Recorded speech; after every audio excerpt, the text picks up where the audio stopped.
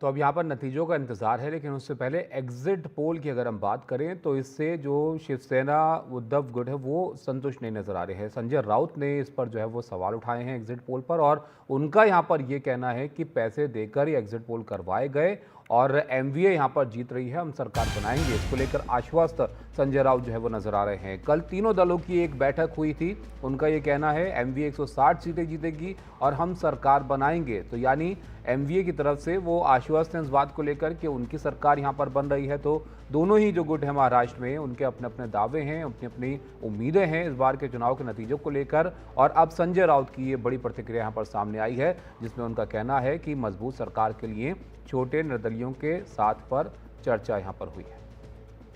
हमारी सत्ता रही महाराष्ट्र में और हमें सरकार बनाने से कोई रोक नहीं सकता।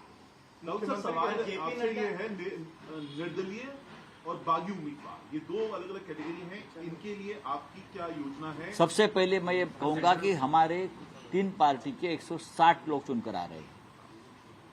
160 कांग्रेस, शरद पवार साहब की एनसीपी और उद्धव ठाकरे के नेतृत्व वाली शिवसेना और हमारे छोटे छोटे घटक दल हैं, उनके 160 विधायक हमारे चुनकर आने के बाद में हम विचार करेंगे ना अभी। लेकिन हमारा सबके साथ संपर्क है।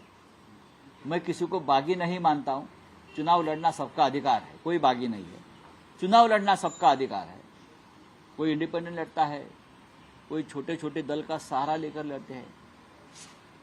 जो लोग मजबूत स्थिति में है वो सभी के साथ हमारा डायलॉग चल रहा है। मुख्यमंत्री के चेहरे को लेकर कहीं कोई चर्चा हो रही है सर? जो आप लोगों ने कल बैठक की उसमें कहीं कोई चर्चा हुई चेहरे को लेकर?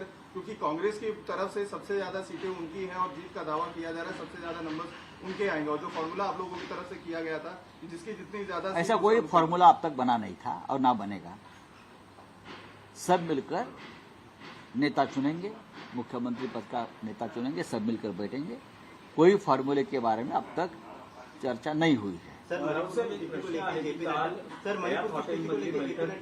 हयात हॉटेलमधली बैठक पार पडल्यानंतर तुम्ही जयंत पाटील आणि बाळासाहेब थोरात एकाच गाडीतून जातो ना आम्ही। गाडीचं स्टेअरिंग जयंत पाटील आमची महाविकास आघाडी ही एकत्रच प्रवास करते गेल्या 3 वर्षापासून। आपण पाहिला असेल 3-4 वर्षापासून महाविकास आघाडी ही स्वबळावर।